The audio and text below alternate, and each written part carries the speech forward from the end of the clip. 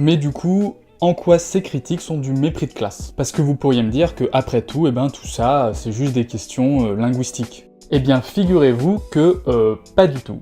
Et ça, c'est Bernard Lahire qui nous l'explique très bien.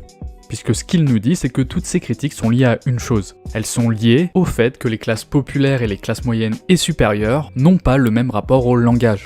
Car ce qu'il constate, comme de nombreux sociologues, c'est que les classes populaires ont un rapport pratique à l'écrit.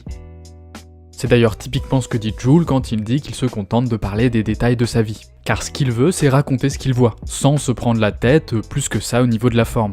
Parce que ce qui compte, c'est de dire les choses.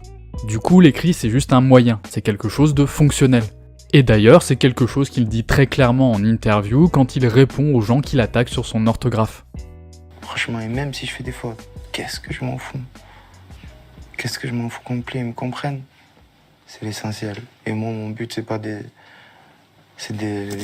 chanter, de faire écouter mes sons. Je m'en fous d'écrire, de mal écrire. Je m'en fous, moi. Quand j'écris un message à ma mère ou aux avocats, même j'écris avec des fautes.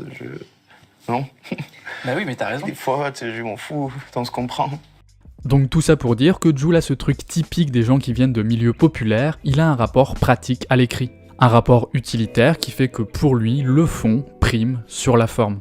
Et ça, l'institution scolaire déteste ça, parce que les normes bourgeoises qu'elle véhicule sont vraiment à l'opposé. Comme le dit Bernard Lahire dans son article, ce qui est valorisé dans les classes moyennes et supérieures, et du coup à l'école, c'est un rapport esthétique ou plutôt abstrait à l'écrit.